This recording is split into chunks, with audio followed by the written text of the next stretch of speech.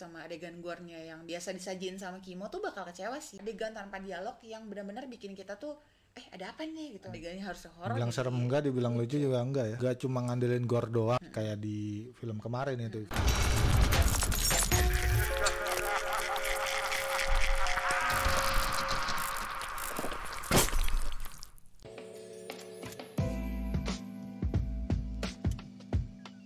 Halo, selamat datang kembali di Erin Channel bersama saya Rinaldi dan Mima.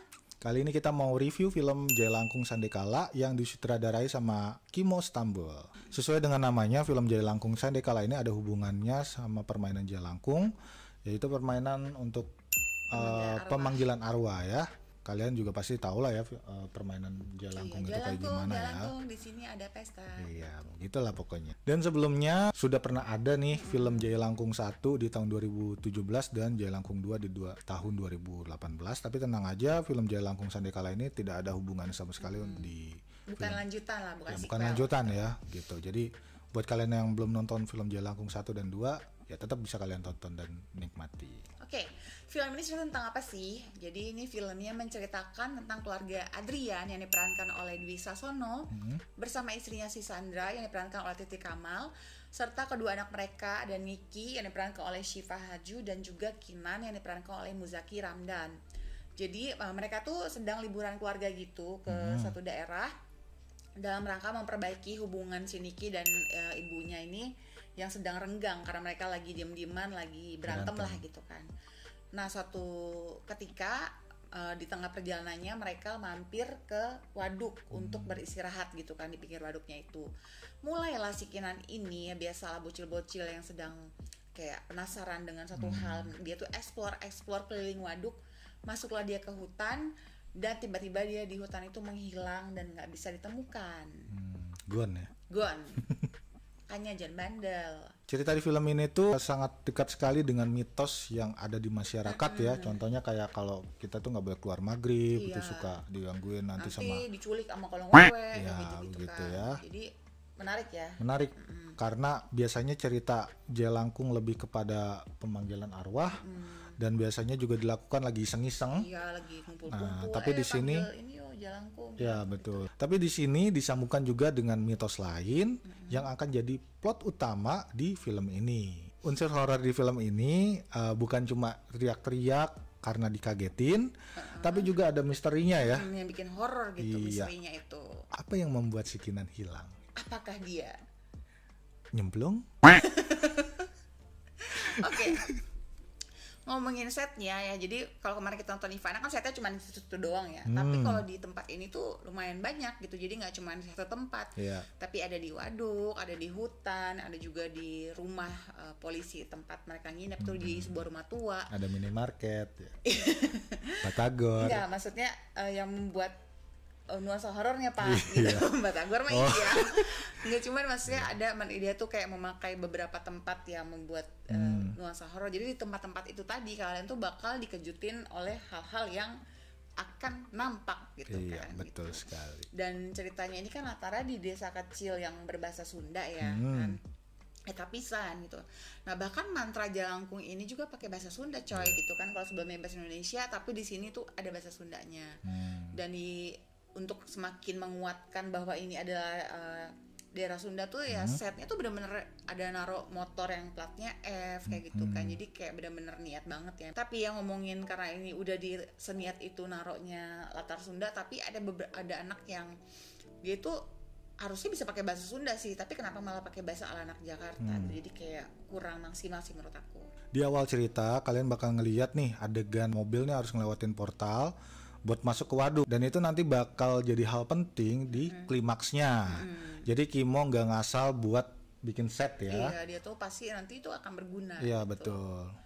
Dan gue sih pas adegan itu yang ngomong-ngomong tuh kayak langsung mikir ke Hereditary sih gitu. Jadi coba ayo kalian yang udah nonton juga pasti kan akan berpikir sama sih menurut aku.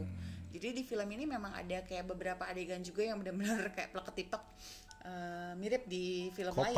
Kopas. Gak apa-apa sih sebenarnya gitu kan. Jadi ada juga ada adegan di film It yang diambil ya. Jadi pas adegan si Pennywise dari lubang narik si bocah. Nah, bedanya kan kalau di It nariknya di got ya. Kalau ini di iya.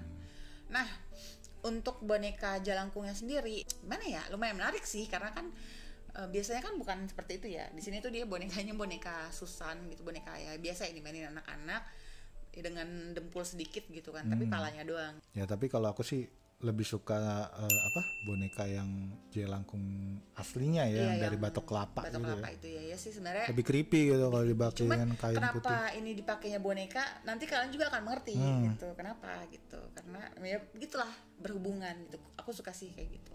Nah, film horor kali ini karena rate-nya 13 tahun ke atas, jadi gore-nya nggak terlalu dibikin ngilu ya. Kita nggak akan terlalu gitu.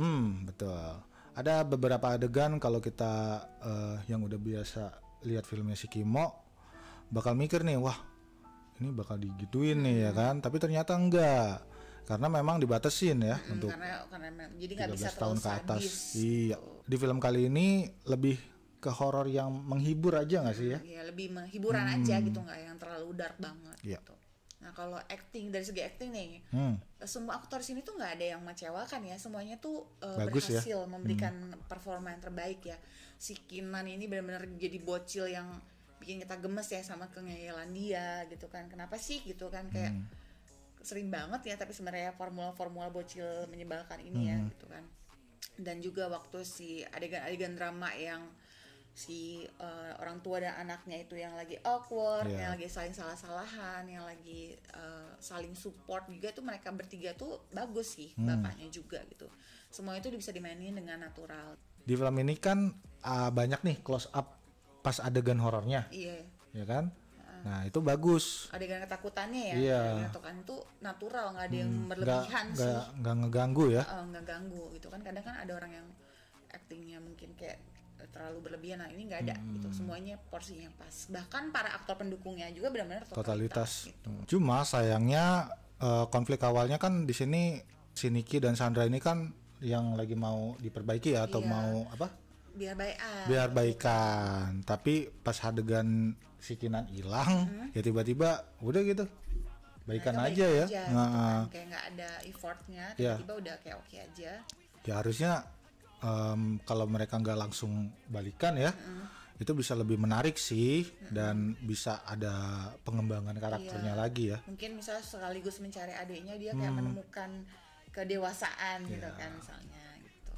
Dan sayangnya lagi ya, dari mereka semua tuh ada satu karakter yang jadi lebih kayak menonjol, yang adiknya polisi itu kan, yang diperanin oleh ponakan ya, ngomongnya ada ya ponakan polisi. Nah, dia tuh kayak malah lebih berguna dari polisinya sendiri.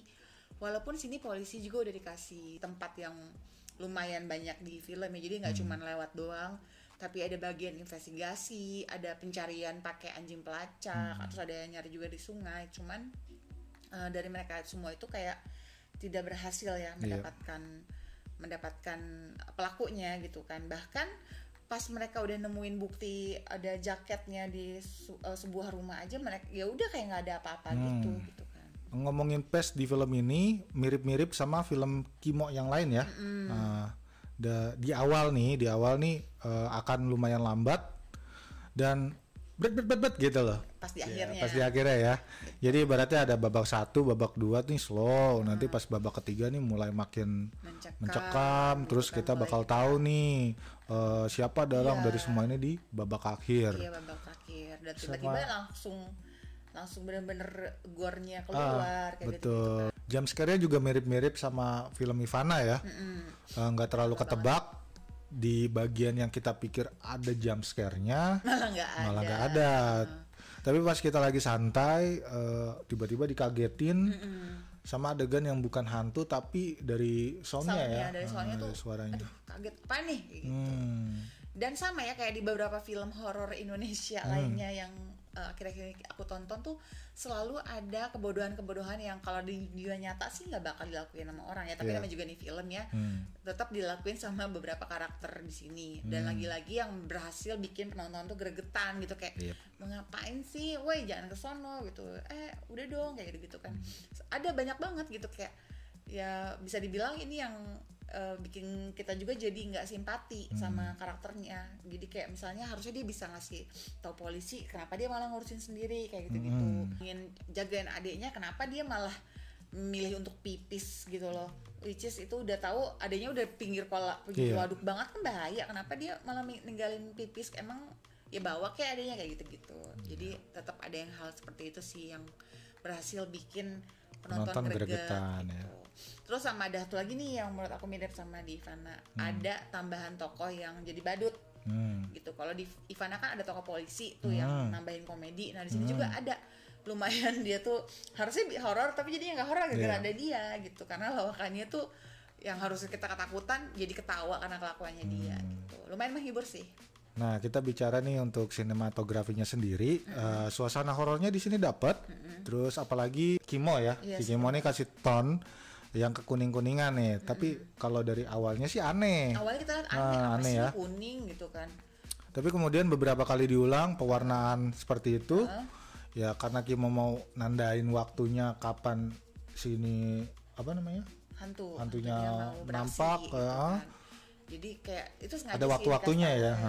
Karena kan di sini kata kuncinya itu adalah dia menjelang maghrib ya. Ya menjelang kan? maghrib. Menjelang maghrib tuh mulailah tuh layar menguning. Terus ada juga adegan tanpa dialog yang benar-benar bikin kita tuh ada apa nih gitu, ada sesuatu yang horor kita belum tahu tapi ada yang nggak beres gitu, jadi perasaan nggak enak. Jadi kalau kalian merhatiin nanti ada adegan yang tiba-tiba tuh mereka kan dari mobil tuh, terus tiba-tiba kayak kok tiap rumah mereka ngelakuin hal yang sama, dan dunia lain yang di sini juga lumayan spooky sih, bentuknya juga bagus, kayak memang sih kayak udah banyak di beberapa film lainnya juga yang tempatnya sama, jadi ibaratnya kita sama tapi itu adalah di dunia milik si makhluk astral itu. Cuman yang paling bikin horornya itu banyak ini loh mayat-mayat yang itu di tempat bermain anak. Iya, mayat anak-anak yang hilang itu ya. Iya, anak-anak hilang tuh, dan itu ada di perosotan di mana-mana. Aduh, itu horor banget. Ya, ngeri sih ngeliatnya juga, bagus Kimo. Untuk shoot kameranya oke, cuma kurang maksimal di beberapa adegan pas yang dia lagi nyari nggak sih? Oh iya, jadi ada adegan mereka tuh lagi nyari si siapa Kinan di waduk. Mereka naik perahu, tapi ya shootnya cuma dari situ doang gitu, dari dalam perahunya doang. Ya padahal kan bisa ditambahin nih shoot dari jauh gitu kan, pakai drone kayak ya pura-pura aja lagi nyari di. Iya benar. Terus biar tambah kita juga ngeliat betapa segede apa sih waduknya gitu. Dan kalau misalnya mereka dia hilang di situ kayak mungkin nggak sih gitu kan. Jadi ya biar lebih cakep aja sih gitu. Sayang aja cuman ya lebih menarik lah ya. Sayangnya cuman dari dalam perahunya doang gitu. Nah kalau special effect yang kepalanya kan kebalik tuh ada sebenarnya di trailer juga ya, itu tuh sebenarnya kan karena kurang smooth jadinya kayak kerasa kurang real aja, jadi jatuhnya tuh nggak serem, malah jadinya lucu. Adegannya harus horor. Dibilang serem enggak, dibilang lucu juga enggak ya? Iya, lucu juga tapi itu horor kayak gitu kan. Anak lo sendiri yang hilang tapi ngebalik kayak gitu. Nah, kalau penampakan hantunya sendiri di sini lumayan dibikin menyeramkan. Nah, awal-awal nggak perlu diperlihatkan, cuma samar-samar aja ya. Samar-samar dari jauh, terus kayak siluet gitu ya. Siluet. Sampai akhirnya terungkap penampakannya full. Itu jadi, makin serem gitu ya pas di akhir-akhir. Gitu. Walau sebenarnya suara hantunya yang pas di akhir-akhir tuh agak lumayan ganggu ya teriakannya ya. Gitu kan. Kayak aduh, apaan sih ganggu dan nggak serem gitu. Pokoknya di menit-menit terakhir film ini sangat menegangkan. Benar-benar berhasil bikin penonton di bioskop teriak-teriak nggak sih, kayak lagi di rumah hantu gitu ya. Jadi kayak kita tuh sama mereka lagi berusaha buat kabur. Iya, benar, itu tuh gemes banget gitu, kayak cepetan ini tuh. Dan bahkan itu sebenarnya bukan sama hantunya ya, tapi ada yang lain deh gitu yang bikin kalian tuh gregetan banget. Menuju akhir tuh benar-benar puas deh. Betul. Nah, kalau dibandingkan, ini kesimpulannya ya, kalau dibandingkan dengan film Kimo yang baru kemarin itu ya, Ivana, ya aku sih lebih suka film Jalangkung ini karena ceritanya lebih rapi, konfliknya jelas, asal muasal mitosnya itu bisa diterima, terus yang jadi korbannya juga di sini anak-anak gitu. Nggak sembarangan. Iya, nggak cuma ngandelin gore doang ya, kayak di film kemarin itu Ivana gitu. Tapi kalau menurut aku ya, kalau orang-orang yang sudah suka banget sama adegan gore-nya yang biasa disajiin sama Kimo tuh bakal kecewa sih, karena kan di sini tahu sendiri ratingnya cuma buat 13 tahun, bukan cuma buat tapi untuk 13 tahun ke atas, jadi bakal lebih soft gitu, jadi nggak bisa terlalu sadis, jadi sadisnya sih nggak sebagus Ivana gitu. cuman tetap oke sih untuk ditonton. Ya. Oke, kita masuk ke penilaian, skor untuk film Jaya Langkung Sandekala yang disutradarai sama Kimo Stambul. Dari aku pribadi untuk keseluruhannya, acting dan lain-lain, aku kasih nilai 7. Dari Aku kamu juga berapa? sama sih, aku juga 7. Jadi Oke. nggak terlalu wow banget tapi tetap bisa dinikmatin. Ya, gitu. fun ya, horor yang fun Horor yang untuk fun. dinikmatin. Ya kalau kata Joko Anwar kan horor wahana, ya kayak kemarin Pengabdi Setan, jadi nggak terlalu horor banget tapi tetap, dan juga ada ininya sih, nilai moralnya tuh. Gue suka nih. Kan hantunya itu terjadi karena dibully kan, dibully karena dia berbeda. Betul. Ya kan, itu ya itu sebenarnya message-nya, walaupun sebenarnya orang juga pasti kalau nonton nggak akan terlalu ngeh gitu, tapi sebenarnya itu berusaha ditaruh juga sama si Kimo ini gitu. Jadi tetap ada moral of the story-nya gitu. Jadi jangan bully. Jadi bulian lo tuh bisa membuat orang jadi Sakit meninggoy hati. ya kan? Dan bisa gentayangan gitu, walaupun sebenarnya yang juga film horor gitu kan. Baiklah, itu aja untuk review film Jaya Langkung Sandekala ini. Buat kalian yang baru mampir dan suka dengan video kami, silakan klik like dan juga di subscribe, dan juga silakan tulis komentar-komentar kalian tentang film Jaya Langkung ini. Apakah kalian setuju dengan pendapat kita? Karena ini murni dari penilaian kita berdua ya, untuk dari segi acting dan lain-lainnya. Itu aja dari kami. Mohon maaf kalau ada salah kata. Sampai jumpa di konten kami berikutnya. Dadah.